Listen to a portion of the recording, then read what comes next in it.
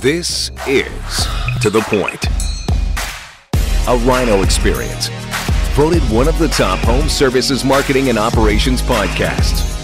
Cutting through the bullshit and getting to the point. Hey, what's up, To The Point listeners? It is your boy, Cristiano, the host of To The Point Home Services Podcast. And we are going for round 2 with Jimmy Hiller. Where's round 1, you ask? You never heard it. We actually shot the podcast live at, we were at the Rude Expo, Ream Rude Expo. Is that where we were at, Jimmy? Yes, sir. Rude Ream Expo in Las Vegas. In Las Vegas, that's it. And actually, it was good. It was a really good podcast. But once I learned a little bit more about Jimmy's story, I thought, oh my gosh, I'm going to redo it because now I know a little bit more. But hey, you know, I rubbed this in last time, so I'm going to rub it in again. And even though I know you didn't go, but Jimmy Jr. was there, I just want to make sure we don't forget. If you could just let our audience know, Jimmy, who ended up winning that Music City Bowl game between Purdue and Tennessee? Do you remember? Because I don't recall. Yeah, I remember it. I still have a few little nightmares about it. Obviously, in my opinion, we should have won, but we didn't win. So I guess that was good for you. Right? So Purdue won that game. That's right. The scoreboard said Purdue wins again. Yeah, we got to take him when we can get him because Purdue football is usually pretty garbage. So the fact that we got a W is great. And anyway, it's an exciting time for Purdue football. Well, it's baseball season now. Just remember that. It's baseball season. Yeah, whatever. I don't care about that. Anyhow, listen, I appreciate you making time and for doing this again. I know you have a ton of stuff going on, and I'm grateful because I really do want to share on the story. And those who I've talked to about it, when we were in Las Vegas, our social team had made some live posts. So people saw us actually doing this podcast together, and then they're reaching out to us saying, where's the Jimmy Hiller podcast? Where's the Jimmy Hiller podcast? So if you're listening to it, it's here. You got it. You're about to listen to it right now. But Jimmy, appreciate you redoing this thing again with me. And it's been, it was good for me to just kind of hear all of your story because I've heard bits and pieces of things, and I've always known about Hiller and the business that I've heard over the years and the success of it and the reputation of the business and like all the things. So it was cool to finally catch up because you remember, I think I was like trying to track you down for like months to get this thing locked in. And we just ended up, fate brought us together in Las Vegas and we were able to do it in the expo hall. So thanks for making time for me and I appreciate it. No, I appreciate your time. So to all of our listeners, just so you know, you're in for a real treat today. I was just talking to a guy on the phone right before I got on here, and I said, hey, I got to go do this podcast with Jimmy Hiller. He's like, oh, Jimmy Hiller. He's over in Virginia. So your reputation precedes you, Jimmy. So what I want to do is I want to talk about a few things like before we kind of get, well, let's go right into the story too, because your story is such a good one that I think part of our listeners hearing kind of all things like, hey, Jimmy, all the way up to current day, like tell everybody the story, like how you got into the trades and then all the way up to date. Like you had a few bumps in the road along the way, maybe a few trees that kind of got in the way sometimes, or different things that happen.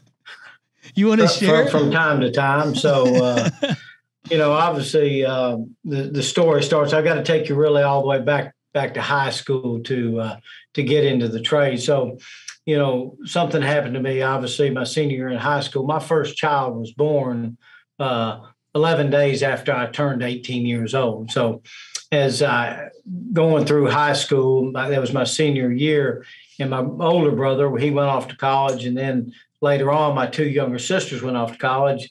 When I got to high school, I had to go to work. So I had worked through my senior year in high school at a gas station. Back then, probably nobody on this podcast today knows that you could pull your car up to a gas station, and somebody, which would be Jimmy at that time, would run out there and actually pump you gas. I remember that. Collect the money, go in and make change. That's full service. You probably never. Full service. Full service, but I don't know that you've ever had that. You're a lot younger than me, but and if they wanted you to check the oil, you check the oil. If you wanted them to clean the windshields, you clean the windshields. Well, that's what I was doing during high school, and then obviously when I got out of high school, that was my job, so I carried that on. a good friend of my father's was a plumbing inspector. So they got together one afternoon and they got to talking, and my father said, hey, we got to figure out a trade for Jimmy. He's got to have some type of career better than, pumping gas for people. So they got together and they said, okay, Jimmy's going to become a plumber. And my friend Horace Knox, who's passed away now, being a plumbing inspector, he found me my very first plumbing job in December of 1984. So the funny part of that story, I was roughing in plumbing in apartments.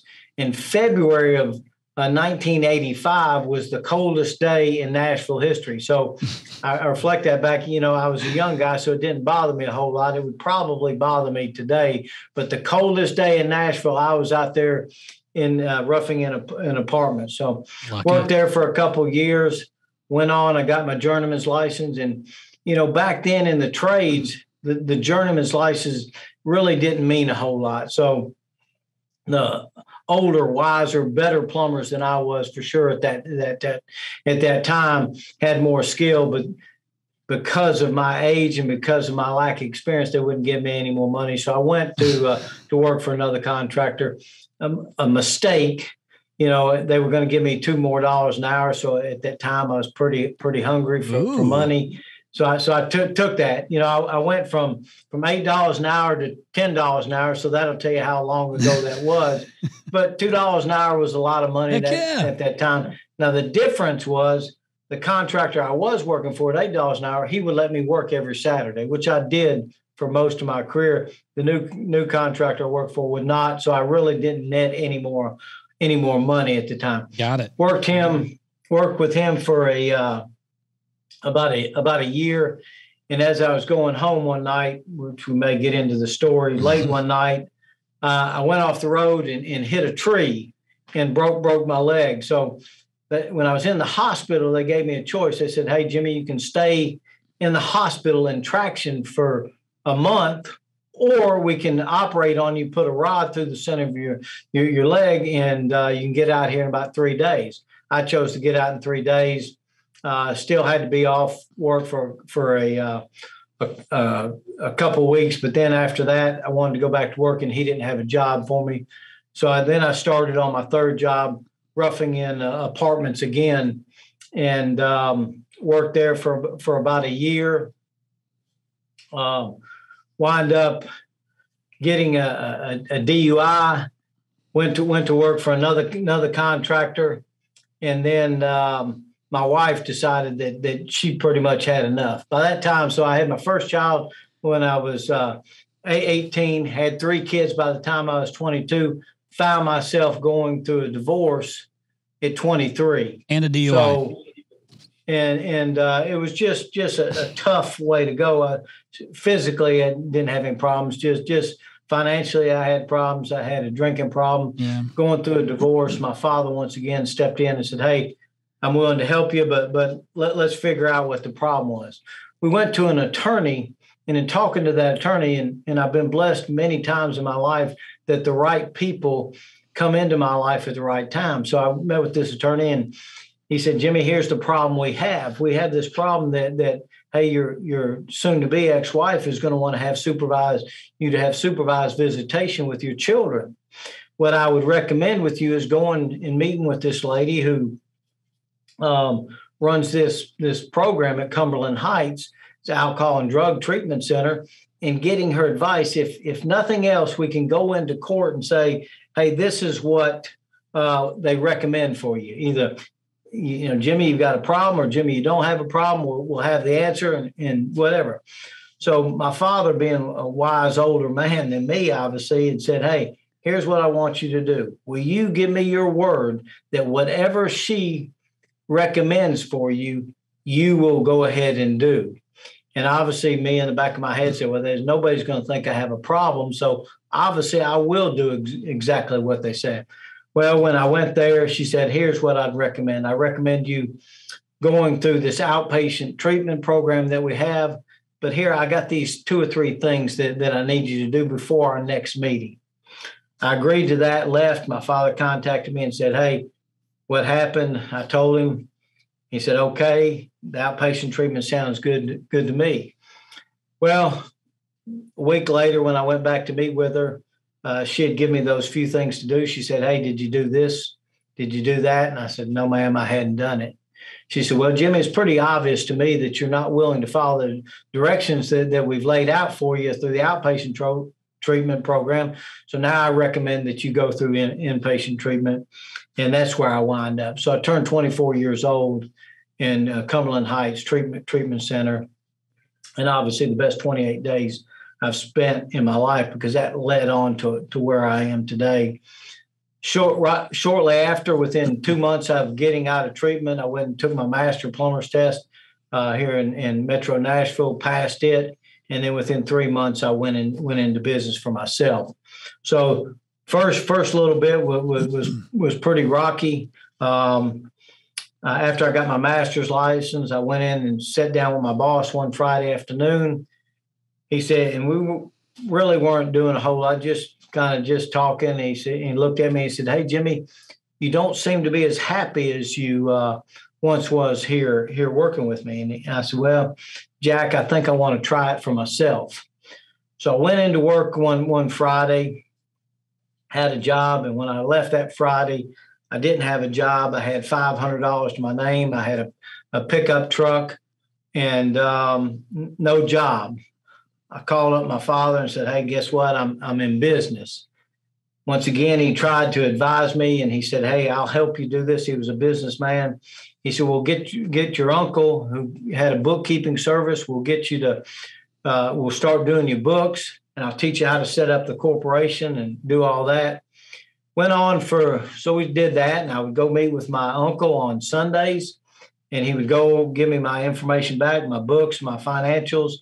And my father called me and said, hey, your Uncle Jimmy wants to meet me and you here on Sunday. Can you do that? And I said, well, sure. So when we show up at my uncle's office building and we sit down talking, and basically they had talked before, and they said, hey, Jimmy, you need to go find your job. You're not making any money. You hadn't made any money in 3 or 4 or 5 months. And it's time for you to pack it up and go to work for somebody else. And with tears coming down my eyes, I looked at them both and I said, hey, if I give up now, I'll never have anything in my life. And I stopped doing the books. I stopped doing anything. But in reality, for the next 3 years, I just got up every morning and went to work. Didn't have any financials, didn't file any taxes for 3 years. And until one day I figured I better, the IRS wasn't coming after me because I wasn't making any money. That was really the start of doing that. So for 3 years, I just got up every morning and went to work trying to grow a little plumbing business. Jimmy, quick question. Let me interrupt for just a second. So just for the point of reference for our listeners, what year was that when you had to have the conversation with your dad? Like, just so I kind of have some points of reference, like when was that? You're talking about it when we started the business was in 1990. Right. And then you went a few years where you weren't really making anything too, but so take me through that time frame. If you can think through like some of the years, just so I can kind of follow it down the path. Yeah. So in 1990, obviously I was working for a residential new construction guy. And, so that was the easiest path, at least in my mind. Looking at him, I thought he was a rich, wealthy guy. So I wanted to be somewhat successful and make some halfway decent money. So I started traveling out. And in reality, what I did is I spent most of my week trying to come up with enough work, and I worked most of the weekend. So I'd hustle. I'd get up every morning. I'd drive to subdivision, and I'd knock on trailer doors. Hey, can I give you a price on doing this plumbing work? And over the years, I'd picked up enough work, to survive. And that's really what it was for the first, I guess at least 8 years. It was about survival and growing the business and doing nothing but residential new construction at that time. Got it. And then in 1998, the contractors, at least in my mind, that I thought were making money, the big bucks, were the commercial guys. So they had the nicer trucks. They did the bigger jobs, the commercial buildings. And I said, well, I really want a piece of that. So I said, at the time, if I was doing a residential job for you, I knew when I'd start the job, I knew when I'd finish the job, and pretty close could know when you were going to pay me. So when I would do that job, and I figured that the construction side of the commercial construction side of it wasn't going to be like that. It would be 30 days at best before I'd get paid, and then 45 more than likely, and sometimes 60. So I'd sit there and say, okay, how am I going to make payroll while I'm doing these big jobs, waiting for the big checks to come in? So that's originally how my residential service side of my business came into play. Is I simply wanted to bring in enough money during the week to make payroll, waiting on the big checks to come in. And that's really what I did. So I started the commercial new construction side along with the service side in 1998 and turned my focus more to the commercial side. And then in 1999, obviously I met Jim Abrams and Terry Nicholson. What I didn't know then that I know now very clearly is I was a pretty good tradesperson. I was a pretty good plumber. I knew how to do all the work. And like, they talk about, I was a technician that thought that he could run a business doing the technical work of the business that they were doing. And I went to Jim and Terry, and that's where I started getting my business knowledge. And that's really when the business, it took a while. I'm not going to say it happened overnight, but I started putting the business principles that they laid out in place. And I would go to class, I would learn, and then I would take the notes and everything that I learned through there, and I'd try to implement them into my business. Hey, Jimmy, how did you meet them? Like, when did that happen? Like, how did you come across those? So that was in 1999. I got a flyer in the mail. Everything was done through the mail at that time, and said, hey, if you want to improve your life and improve your business, drive to drive to St. Louis, Missouri, and meet with us. And I took one of my trusted employees at the time, and we made that long drive. And he's saying, Jimmy, now you got to promise me. You got to promise me, Jimmy, you're not going to sign up. You're not going to sign up well with that. Because I'd already done that one. I'd already hired 2 consultants to try to help me with the business side of it. One I wound up firing, who cheated me out of some money. Another one who cheated me out of some money, and I wound up suing and getting the money back from him. So now we're on what I'm going to call our third advisors trying to help me. So we drove to and Claude had been with me all that time, been with me through the struggles. So we're driving, saying, Jimmy, you got to promise me. I said, Claude, I'm not going to promise you anything. We're going to go up here. We're going to listen to what these people have to say. Now, I don't know what they had, whether I knew exactly that they would help me at that time. I was looking for somebody to assist me in any way they could. And obviously, they had a history of building businesses. So I grabbed a hold of them, and I said, hey, I'm willing to partner up with y'all. I'm willing to come to, and I'm willing to do all the work necessary to make my business successful. If you're willing to share with me the information that the business side of it, I'm willing to do it. Because like I said, I was a tradesperson and who was trying to become a businessman. So, okay, I wanted to make sure we got through that, because I guarantee you somebody listening right now has had the consultants and had the exact same outcome in the beginning. So I think when you look at these people, I think you have to look at who they are and what they've done, right? There's a lot of people out there in the world today. Yep. But we do what we do every single day. Praxis S10, I'm in the business and I'm living the world that everybody's living in today. Mr. Abrams lived in that world. He had owned and operated contracting businesses. So he had a proven track record of what he had done. And we just needed to follow his blueprint.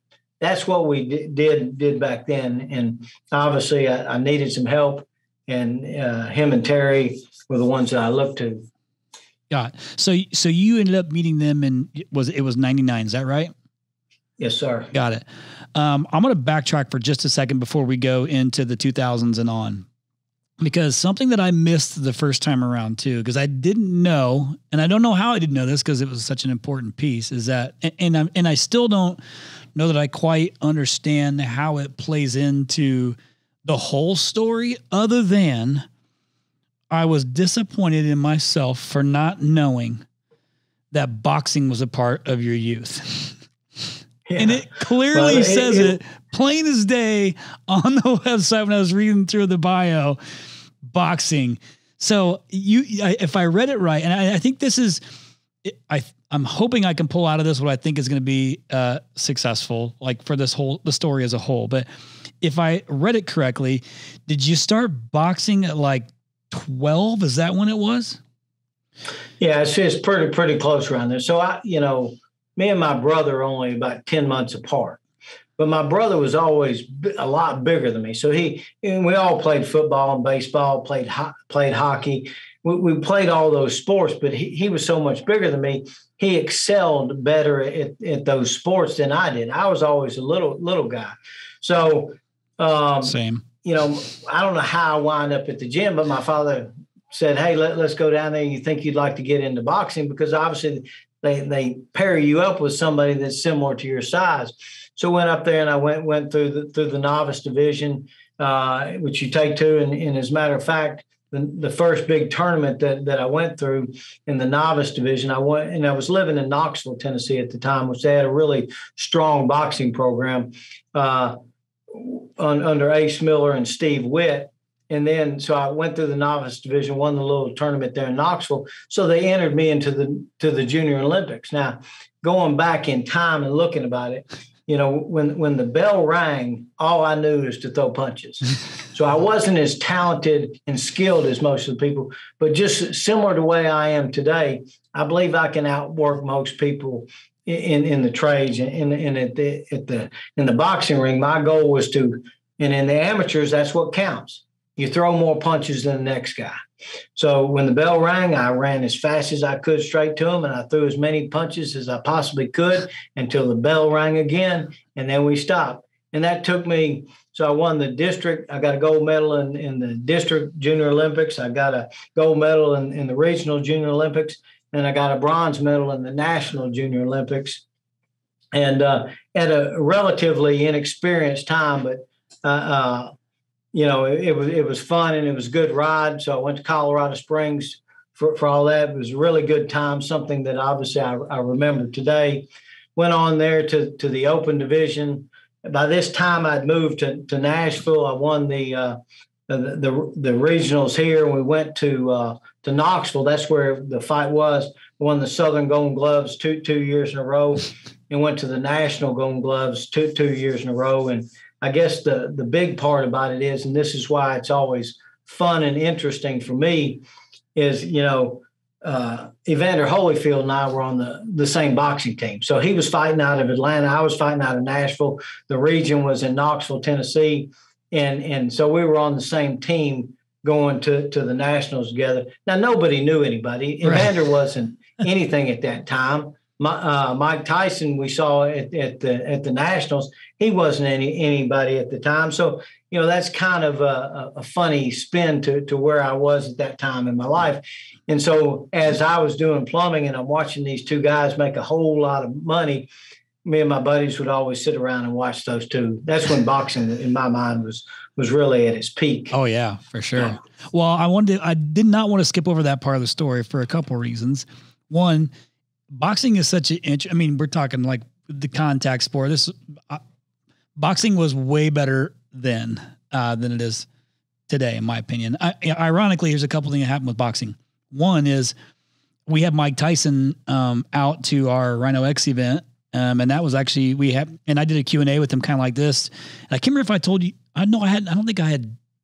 Yeah, I had done it whenever you and I had already met. But his is episode 115, and essentially it was my interview with Mike Tyson. At RYNO X, which, by the way, I still remember you committed to RYNO X 2023. So we'll see you there, Jimmy. We'll make sure get you taken care of.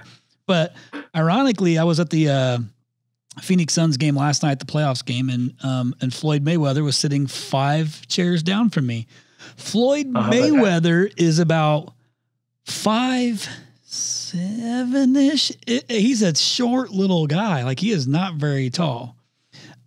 His bodyguard was literally twice his size. He was huge. You couldn't miss him walking. Well, you couldn't miss him walking in anyway. But here's what's interesting about all this. I just signed my son up for boxing. He's 11.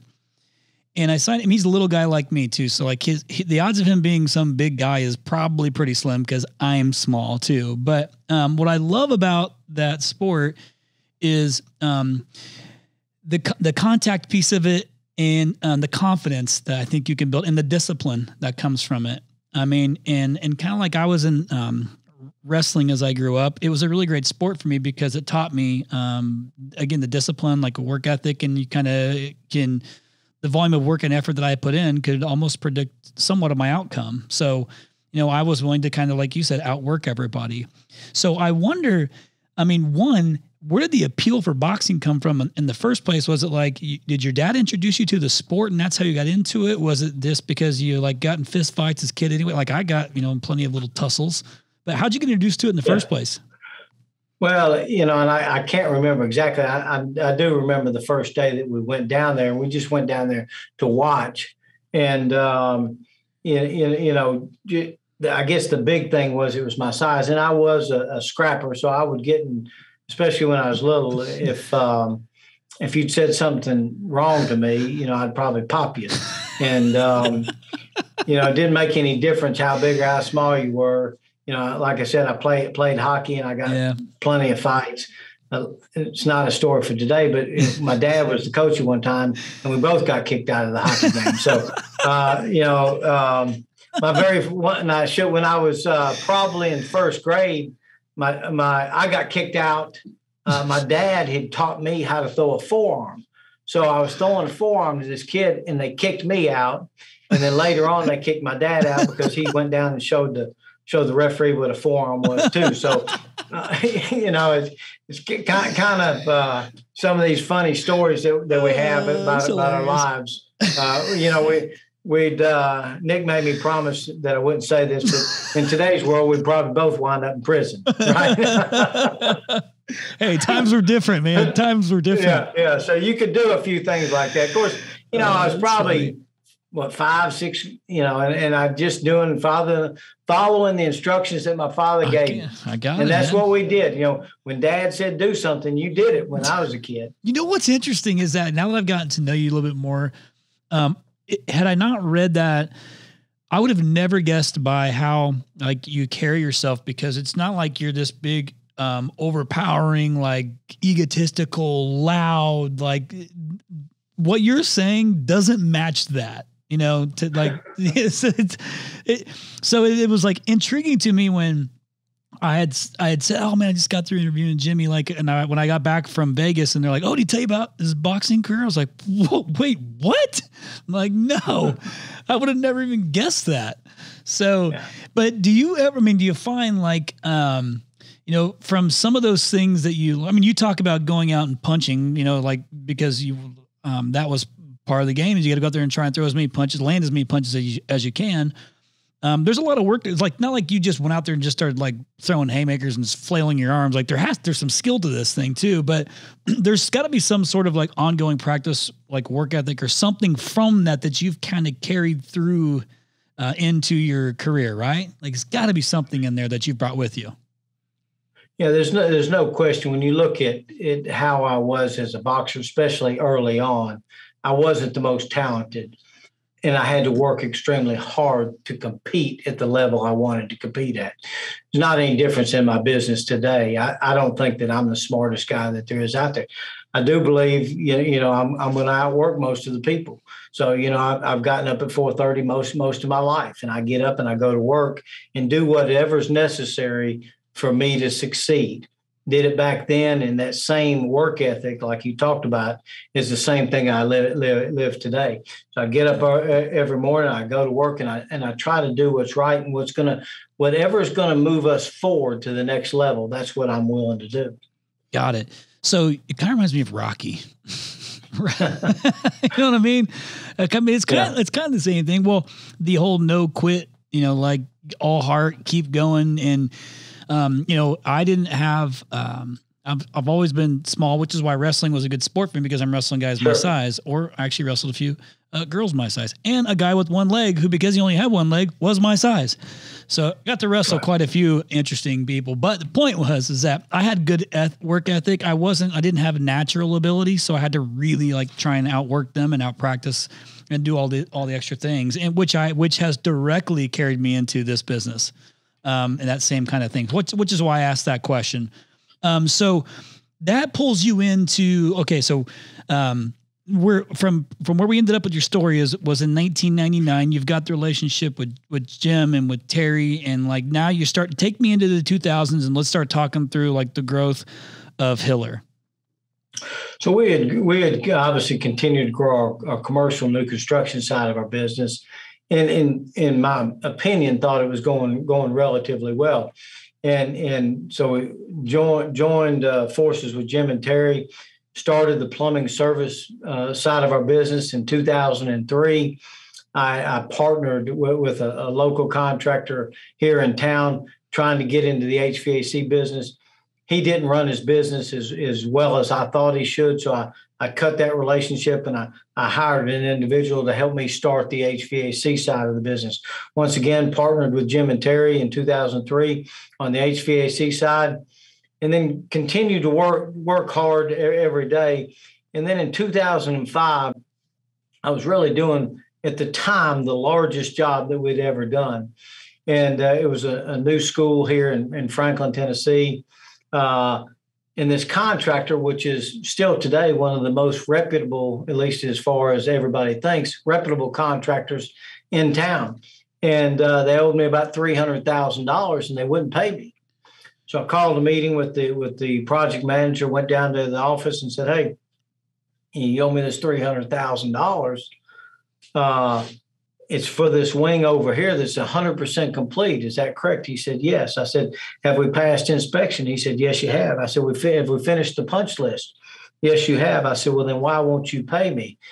And he was wanting me to do some other work that was not ready. And he said, "Well, I've got to get your attention somehow."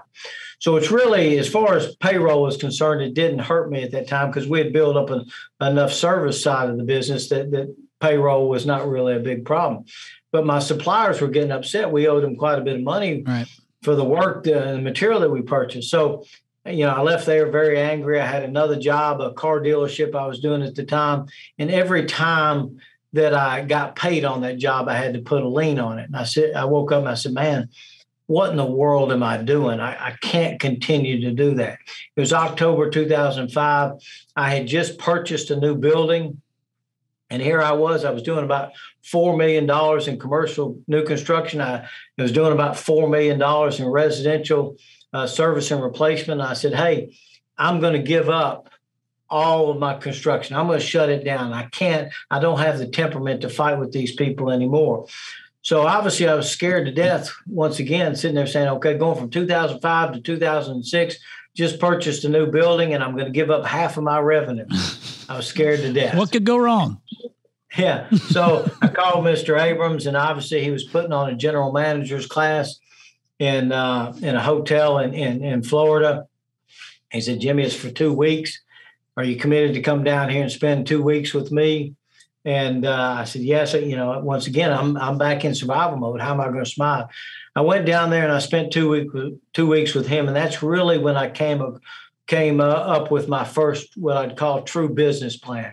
Went down there, spent the 2 weeks, put in the time, working nights, in the hotel room, trying to answer calls and things like that, just to keep the business moving forward. Left there with a 10-year business plan to go from $4 million where I was in the service side to $50 million in residential service and replacement.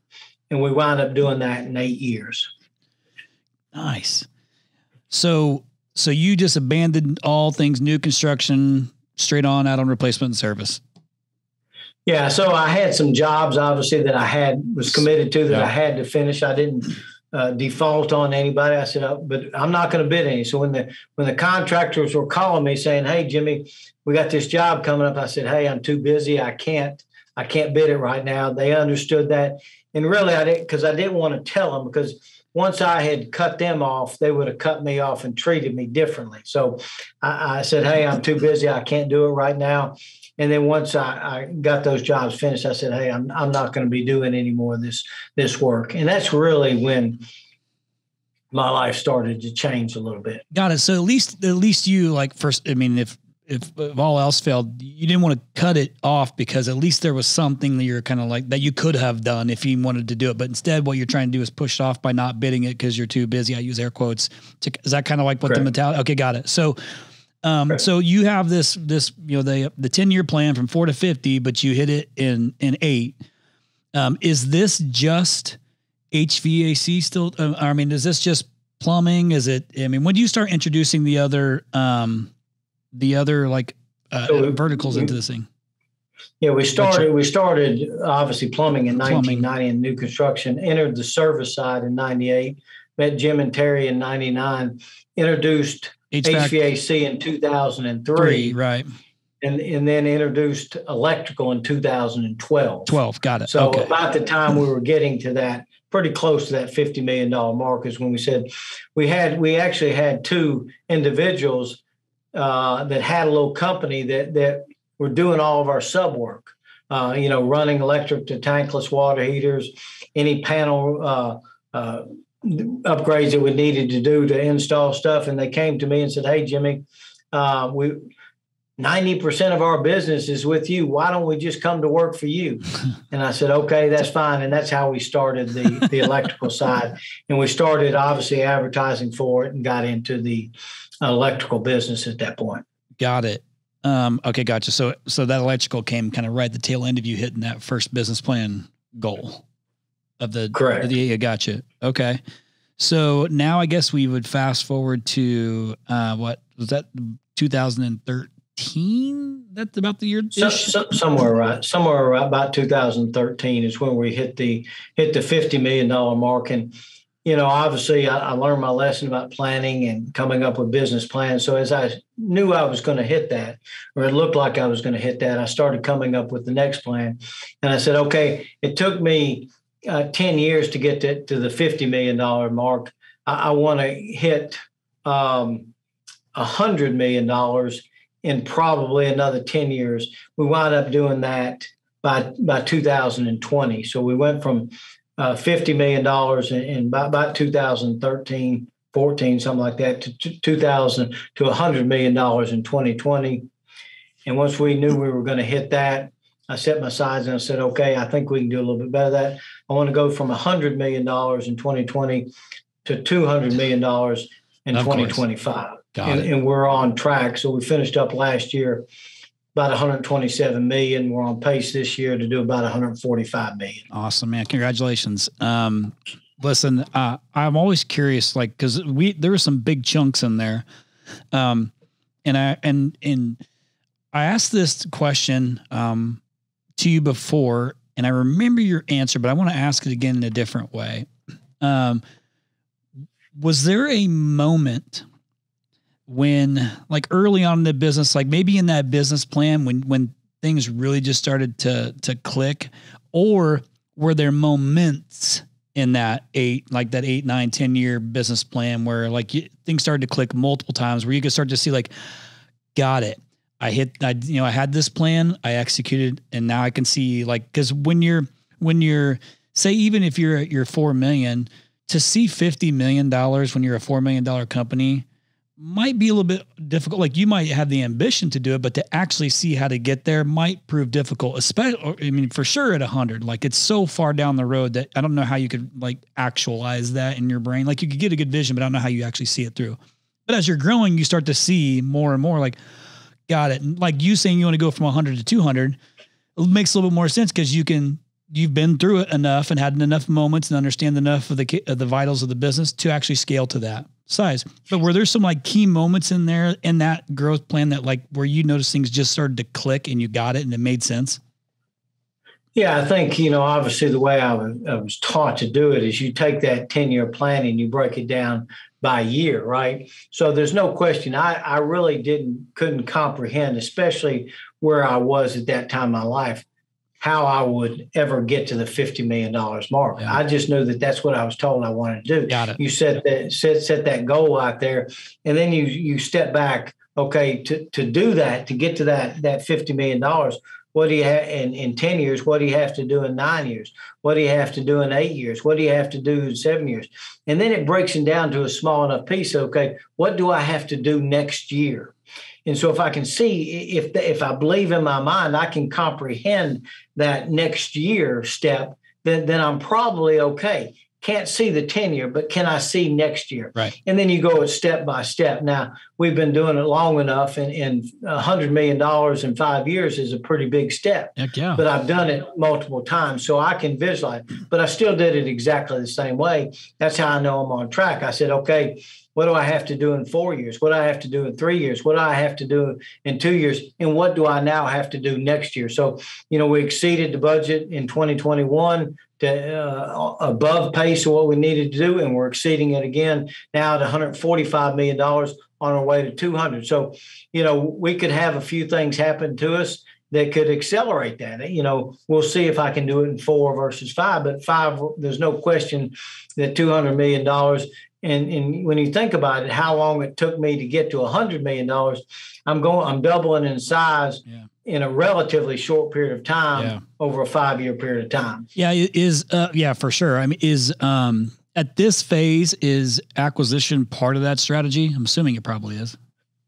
So when you look at where we are today, we have 16 locations, right, over across 4 states that we now service. Everywhere except for Nashville, we've acquired somebody. So, when I shut down the new construction, our very first acquisition was in 2006. I got out of the new construction. I was managing my service business. A friend of mine who I'd talked to many, many times over the years, about an hour from Nashville, called me up frustrated. And he said, Jimmy, if you want this thing, you better come get it. I called him up, went up there, and obviously we acquired his business within probably 6 months. Even today is probably the easiest acquisition we've ever done, because I had visited his shop many times, knew all of his people knew me, had similar, we had networked with each other, shared best practices. So it's still, even today, after all these years and all the acquisitions, the most seamless acquisition we've ever made. Well, yeah, integration was probably much easier because you were already kind of like you already in there, knew the people, like, so there was already that like relationship. So I get it, because that's half the battle too, right? Is when you go through the acquisition is the integration piece and like trying to manage the new staff, and because you got to create new relationships and all that fun stuff. So do you have like a what's the end goal for you? You trying to get this? Is there a certain number you're trying to get to? Is it even about that? Is it about the building? Like, what's the driver for you? Because you've had a lot of great success. You've got a good, reputable business, a great brand, like a lot of great things going for you. What's the drive behind all this for you?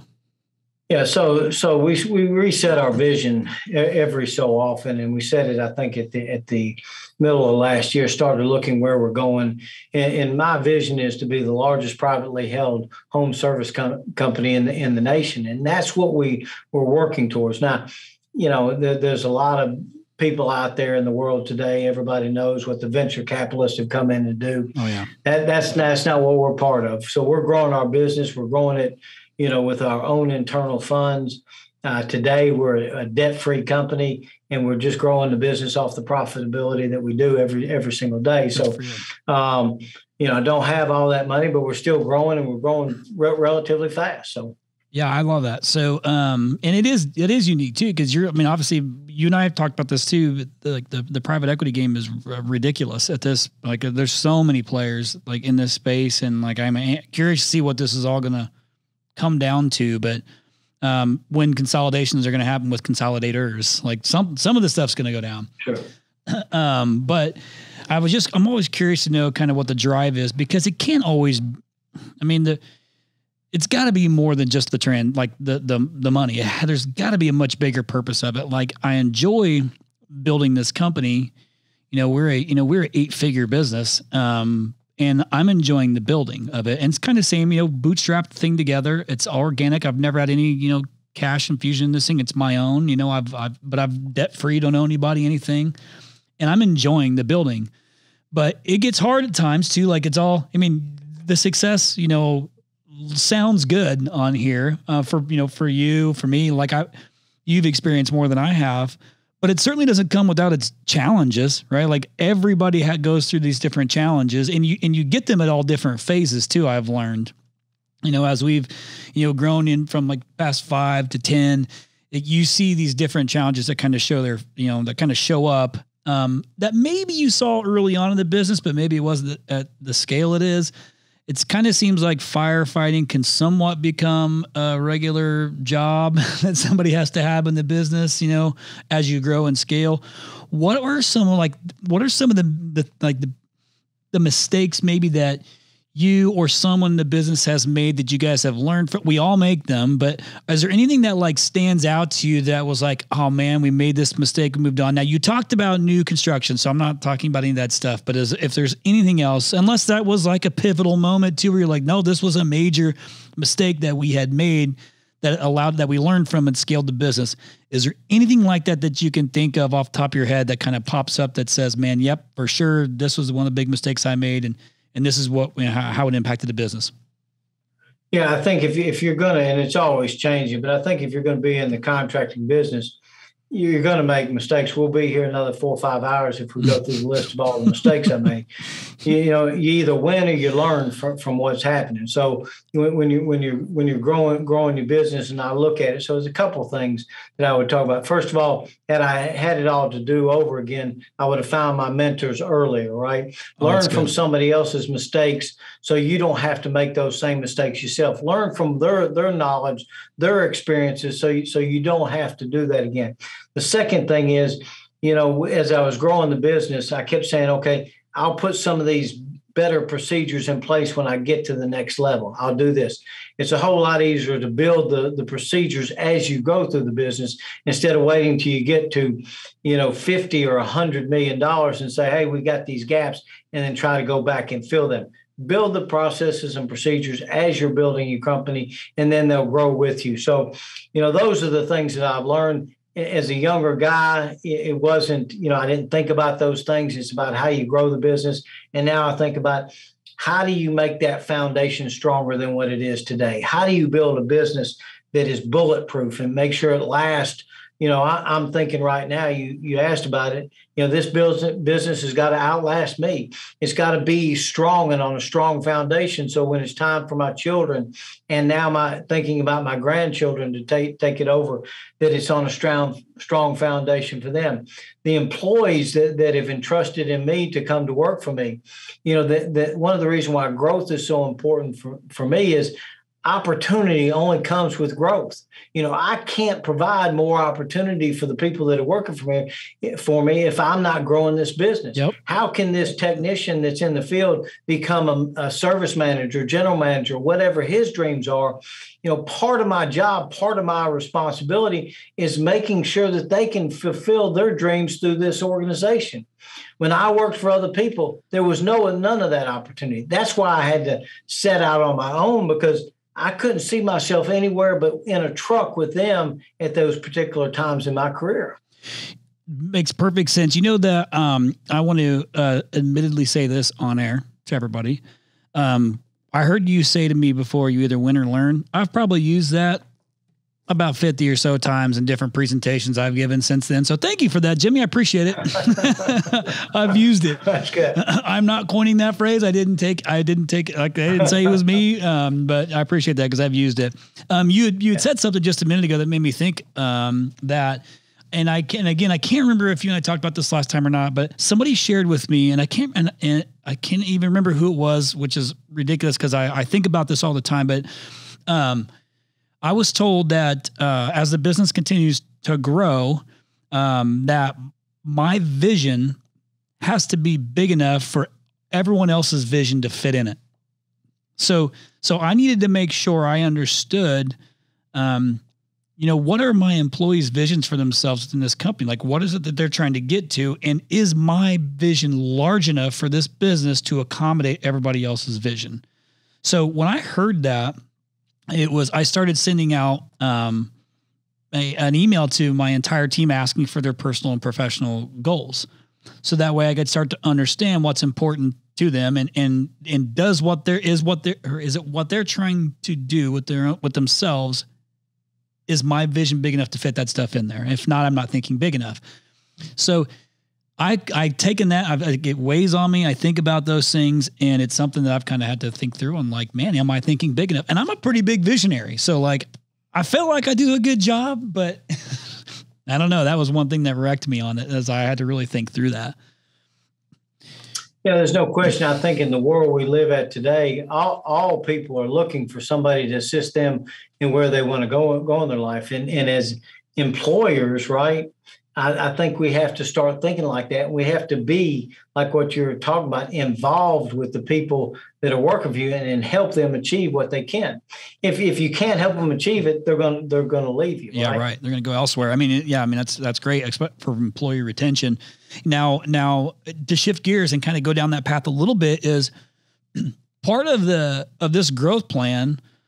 Obviously, is going to require human beings, like people, technicians, those things that have to happen, right? So you got to either have like a really good recruiting effort or have your own, your own school, your own technical training school. You got to do something though, because if you have any sort of growth plan, that's got to be a part of your plan.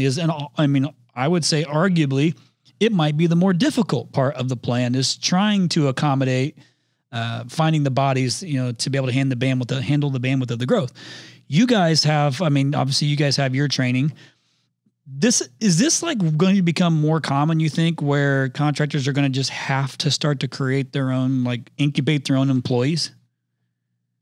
There's no question. I think that obviously, especially in the past, there hasn't been very many high school students coming out and getting into the trades. Right. Everything you hear, they say you got pushing you towards college. Right. Obviously, college wasn't the right step for me. It was for my brother and my two sisters.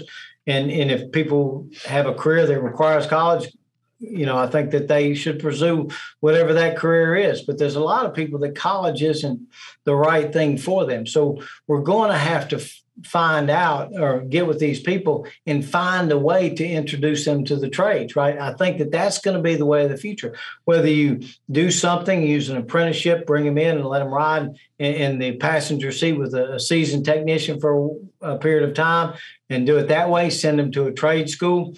We were looking at it as we were growing, and this was probably about 2013. We were struggling like everybody is today. How do we get technicians? How can we find the right technicians? Right.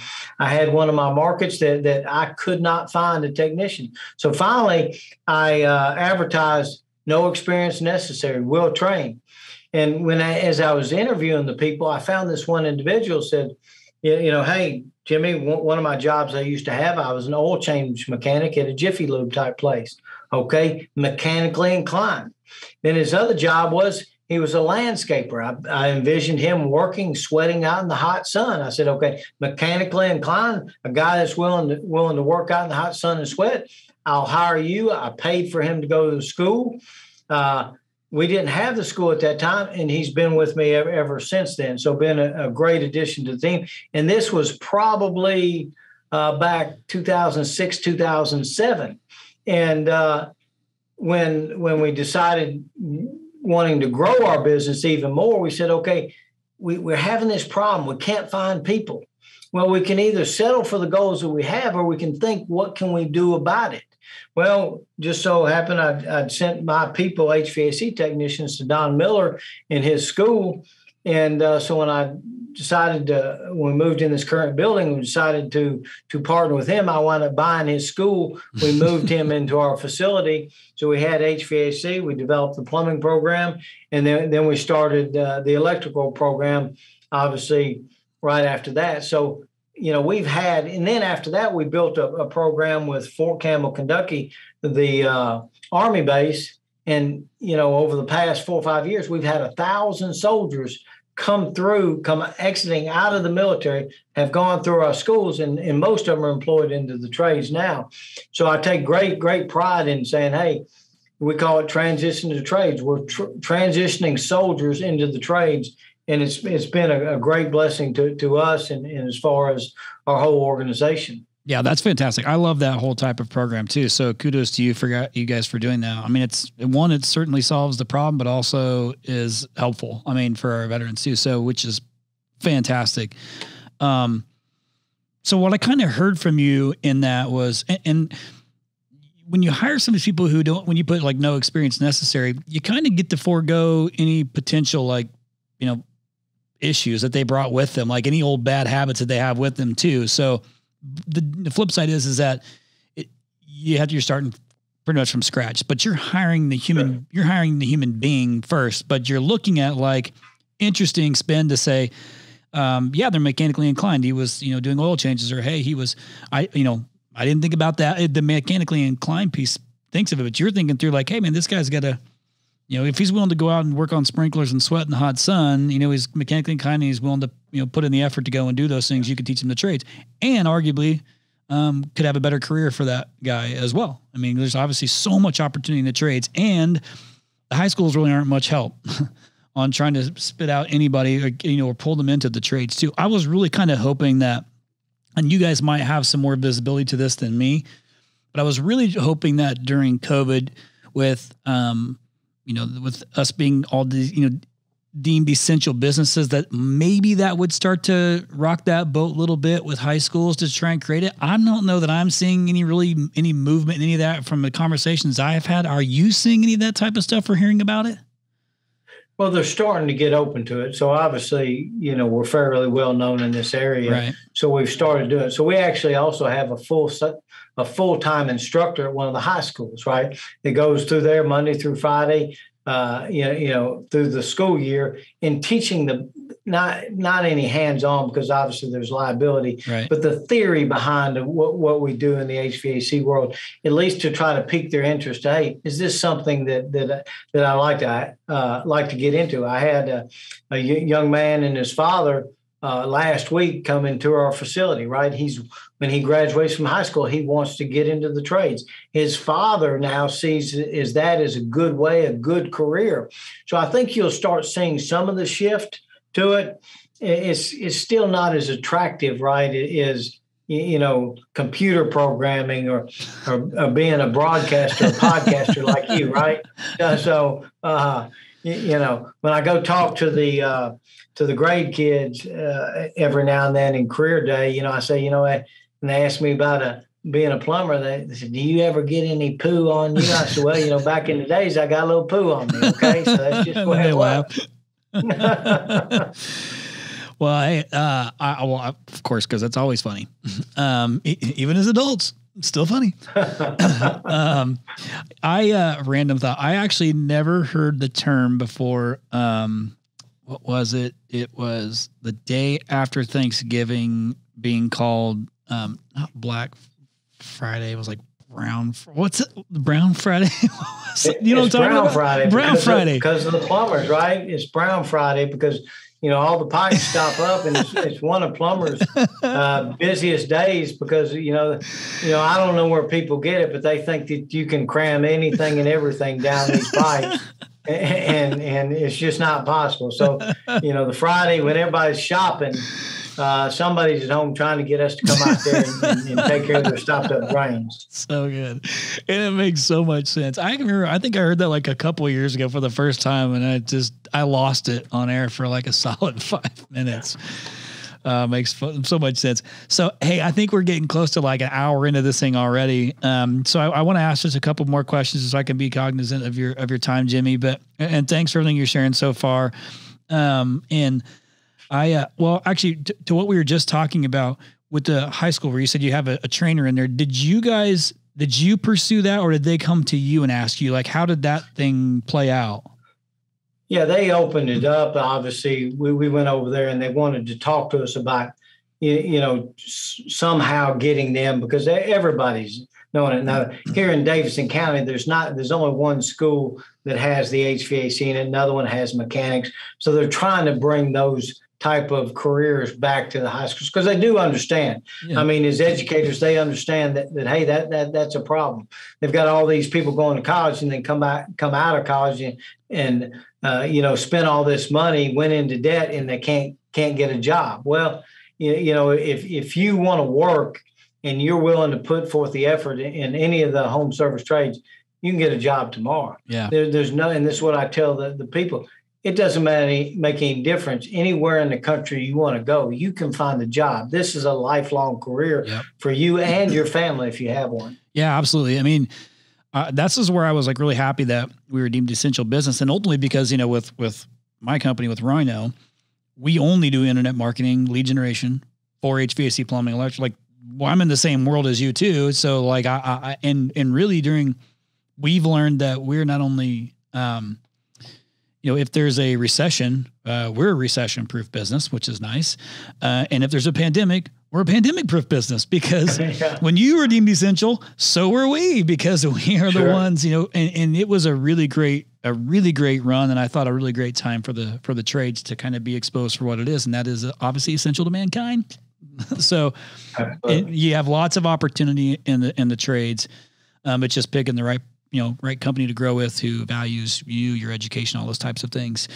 What advice do you think that you would give to, because on this podcast, we have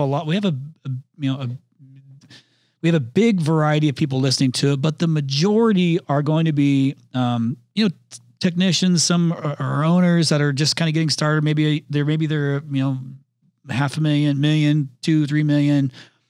What kind of advice do you have to give to somebody who's kind of like just getting started, which again is a decent chunk of our listeners, trying to listen to guys like you who've been through it, don't do it, have done it, understand it. They're trying to take something away from what you've done and learned over the years to apply to their business, and try and move it along. Kind of like you did with Jim and Terry, like you kind of in their leadership. But what advice could you or would you give to somebody who's just kind of getting started, like maybe something that you have to pay attention to? First of all, I think, it's very difficult when you're going through some of the struggles that you have gone through and going to go through, because it's not easy. But just to be born in this country, we've already got it made. So we've got a leg up on everywhere else in the world. Yep. And anything that you want to make out of your life inside this industry, you can do that. So, they always say that most people give up before the dream ever happens, right? And you got to have that mentality. You're going to make it. This is a great industry. You can make it whatever level you want to. And it could be that, hey, $1 million that's all I want. I don't want the stress. That's okay if that's what you want.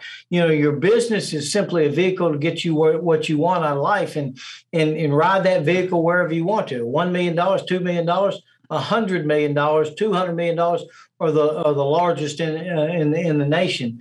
It's available to you if you're willing to do a couple things. First of all, get up at 4:30 and go to work. Right. Find the mentors that you need to get you the advice and gain the knowledge. You've got to get the knowledge to compete in the world where it is today. And the way it is today, it's ever changing. The home service industry is not the same way it was 10 years ago. Nick and I talk about it all the time. I wish it was as simple as you bought the yellow pages, right? I understood that game. You bought this page right here. You bought this size and it was going to give you this here and it bring it this far to the front. It's more and more complicated every single day. So you have to learn and adapt if you want to grow your business. And that's where, so find the people out there, plenty of people that are willing to help you. Grab a hold of them, call them, meet them, and gain the knowledge you need. So look at where you're at, look at the gaps in your knowledge and what you need to do to gain that knowledge. Find your mentor and grab a hold of them and let them help you get to where you want to go. Got it. So I heard you say a few things in there, and that's obviously have a positive attitude, like you are what you think you are type of stuff. If it is to be, it's up to me. I heard on a podcast, somebody said, Kevin Comerford, that's who said it to me. Service champions, Northern California. But I kind of have a positive attitude and then ultimately do what makes you happy. right? If it's 1 million, 2 million, 3 million, whatever the number is, like you still do want to be happy with what you're doing. Find good mentorship, I think, is obviously clearly important. And there's plenty of that going on right now in our trades where people have opened up their shops and facilities, and like even taking phone calls. I mean, from this alone, this podcast alone has been I've been able to make a lot of connections from this, which I'm extremely grateful for, and then heard a lot of success stories. And simply all they did was go and visit a facility and ask a lot of questions. And then they went back and implemented a few things. Not everything works, and you're not doing everything the same, but they at least took the, action and implemented some things into their business. So, because you got to do those things. And that's like the constant education thing that you're talking about things are changing. And I'm a big believer in, I say no 0 days is kind of how I usually finish a podcast, because if you got to be getting a little bit better every day. I'm not saying you have to do big, huge chunks every single day, but doing something to constantly move yourself forward, because somebody's coming for you. Somebody's trying to take market share away from you. Somebody's trying to take an employee away from you. So like, what are you doing to constantly make yourself better? And it's kind of like, not just with marketing, but with operations, with finances, with, coaching and leadership and training and all the things but you constantly got to be educating yourself to move the business forward. So pick one, at least start chipping away at one of these things, and that actually applies to really business of any size. So I think those are some pretty simple principles.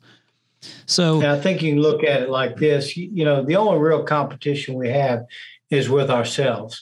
We put forth the plans, and how well we execute that plan will determine our success or failure, not what everybody else does in the world. If we just go to work on what our plan is today, we'll be successful. Hey, is there a question that I haven't asked you that you wish I would have asked you? Like, is there something that you wish I would have asked you that you could have shared with the guests or with our listeners? There's nothing. I think we've covered most of my life. You've taken me up where I am today, right? That's fair. Okay. All right. Well, then the last question is really one that I'm kind of curious to hear what your answer is. And this is something that I'm sure that we'll probably share in another podcast, and it's around legacy. And, to me, it's, I've been able to hear a lot of our guests' legacies and what they want their legacy to be. We had a podcast episode, I want to say it was maybe 113, that had Larry Fitzgerald on, future first ballot Hall of Famer, Arizona Cardinals. And his whole podcast was around leaving a legacy, because we all have one. But it's going to be one of the, like you have a legacy. It's just, what do you want it to be? And it's something I've thought more and more about. I mean, I'm only 42, but I'm still certainly thinking about, what do I want my legacy to be? Have you put some thought into that, Jimmy? Like, what do you want your legacy to be? Yeah, I think my legacy will be determined when I'm dead and gone. Obviously, I believe we're a legacy business. We want to continue to grow the business. And how well I build this business will be determined by my grandchildren and my grandchildren's grandchildren. So how well can I build this business? Now, I won't be as responsible, but I have to build the foundation. And if I do that right, then I can look, hopefully from above down and say, hey, I at least set them on the path. They're going to have to carry it past me, but at least I set it on the strong foundation that they could. And, we've always done it honestly, ethically. We don't play any games in our business. We do things the right way each and every time. And if we don't do it right, we try to make it right, or we will make it right. So, happy you'll be, the service is free is our slogan. And I'm thankful we get called on it from time to time, but it's not that much, right? So, got it. So what I hear you say is reputable, continue to grow this. You have this reputable, independent home services organization. I mean, that's really what it is. I mean, it's a home services company that you can pass on generation to generation. Is it 8 grandkids? Did I remember that correctly? I do. I have eight grandchildren. So, when you have children really young, when time you're 56, you've got eight grandchildren. So makes sense. Got it. Future employees. Just keep it going.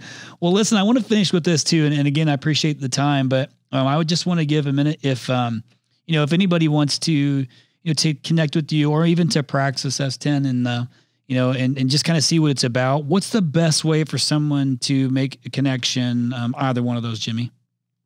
Well, obviously a lot of my story is on praxis10.com, so they can go there and read, probably a little bit longer version than we had time today in the details. It's all true. It's my life, the good, bad, and obviously I told you a little bit of the ugly stuff about me today. There's nothing that I'm ashamed of. Everything that I went through, the good and the bad, got me to where I am today. And I can say it today. I wouldn't have said it at the time I was going through it. I wouldn't change one single thing about it, because I either won or I learned from every step and every painful process that I went through in my life. So praxis10.com, it tells on there. If you want to reach out to us, we'd be happy to talk to you. If we can help you in any way, that's what we're here for. Any guidance that we can give you to help improve, like the people that did to me. A lot of people ask me, Jimmy, I'm sure you're an extremely busy guy. Why do you do this? That's because people did it for me. See, I wouldn't be where I am today had somebody not reached down and helped pull me up. Right. And if I can play a part of that, in Ignite, I got many, many compliments saying, hey, Jimmy, thank you. What you've given us, what you've showed us, which is what people showed me, right? It's not like I invented all this stuff. I learned it from my mentors. And now, hopefully I can share it to somebody else and change their life. And that's really what we're looking at. It's giving back to the industry that's been great to me. It's fulfilled every dream I ever imagined. I'm doing the life I'm living today. I did not know was possible. Okay. And that's what I woke up every day. Somebody showed me the vision of what's possible inside this trade. And by my example, if I can show somebody else, it is possible. You live in this country and get into the home service trades. The life I'm living today is a possibility for you. Gotta love it. Such a cool story. American dream. It's good. Well, congratulations on the success, Jimmy. And I will say, to that point, that's exactly what you're doing. I mean, I've had people talk to me who have said things that you guys have done for them and their business. So that's exactly what's happening right now. And you're kind of giving back to that, which I would think plays into the legacy of Jimmy Hiller. So is you kind of, people gave to you and you're giving to others. So I commend you for that. I mean, that's a lot of people don't do that, but I mean, thankfully the trades I think have really showed up, and so I commend you listeners. I mean, I commend you, Jimmy, but to our listeners, reach out, man. What's the worst case scenario? Like, you go and find out, if you're looking for an organization to kind of help, like Jimmy has done, like, reach out to Praxis and see what they're all about. I mean, it doesn't hurt to have a phone call and just kind of talk through stuff and see if it's a fit, for one another. And even if it's necessary. I mean, we had Terry come out and speak at RYNO X, and my God, he is full of energy. I love listening to Terry talk. Like, he gets you jacked up. I had him open up the event on purpose, Jimmy. Because he brings. Now, Terry will for sure get you pumped up, right? He gets you going, man, and just I love his energy and being around him. But I appreciate the time. You've taken now a few hours for me. I appreciate that, but it's worth it because this will reach thousands of contractors, Jimmy, and hopefully they can take something away from this that they can implement to their business and move it forward. I mean, from, you kind of going through some of the things you went through with the car crash, like the DUI, the alcohol stuff you had to work through and the change and all these things. And then going into the business and getting out of new construction, going out on replacement and plumbing to adding HVAC in 03, and then dropping the commercial to now the four. I mean, the whole story there's so much to it that we covered in a really short amount of time and probably left out of a lot of details, but it's a story of perseverance, and it's a story of drive. And like you said too, it is it's just for you, even to this day, I'm assuming you're still trying to go someplace for constant education. Like, cause you still have to continue to get smarter too, right? You still have to continue to learn. Things don't stop. Now, if you want to continue to advance your business, There's always a book to read. There's always a webinar to watch. There's always a podcast to listen to, right? All these things that you're trying to gain the knowledge to help you succeed and make it just a little bit easier. One of the things that we talked about at Ignite, and this is where it is, it's dreams, it's decisions and determination. That's really what it boils down to. What are your dreams you have? The decisions are going to be either positively or negatively affect your life and your business, yep. And then determination to continue to push forward. Those are the things, and that's what we talk about at Praxis S10. Hey, you want to know, when I was interviewing Mike Tyson, first off, I don't get nervous about interviewing too many people, but I was really nervous interviewing Mike Tyson because he's a little out there. But he said in the interview, actually a few profound things that I thought were pretty good. He said a lot of weird stuff, but there was a lot of there was some good that came from it. And one thing that I thought was exceptional from it, and I know my team has heard this quite a bit, but I shared this in some of my keynotes and presentations I did this past quarter. But consistency kicks determination's ass. That's what he said. Consistency kicks determination's ass. I was like, that was pretty good. Consistency is important. Good, yeah. He didn't say perfection, consistency. Yeah. Consistency. Yeah. So I listen. Thank you, Jimmy. I appreciate you giving us time, man. I'm so grateful. Thank you. I appreciate it. All right, listeners. Again, take them up on the offer, man. Reach out to them if you need some help on stuff. Obviously these guys have a phenomenal reputation, great organization. Just good salt of the earth people. Again, you meet Jimmy, you would never in a million years guess he was a little scrapper, a little boxer. I love that story, but I'm going to go ahead and finish this thing off with a review like I normally do too. And this one is from J-Man 74. Applied knowledge is power. 5 stars. Applying just some of the things I have learned listening to this podcast has improved my business.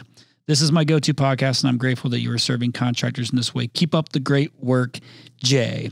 So listeners, if you want to leave a review for this particular podcast, about Jimmy, we'll make sure that Jimmy gets it. So that way he can also see, because again, like you heard him say, he does want to continue to give back and help and things like that. And so listen, if you want to leave him a review, we'll share it with them. And so we appreciate you guys always, of course, go into the podcast, leave a review. We love hearing those things too. And if it's about any of the guests that you're listening to, but regardless, I'm super grateful for you listening. And again, all these things that he shared with you and all the things that all of our guests share with you, you don't have to do everything, but you got to do something. No 0 days. Listeners, thank you so much again for listening to this podcast week after week. We are extremely grateful. Again, the whole purpose of this podcast is to give back to the home services industry that we love so much, whether you're a RYNO or not.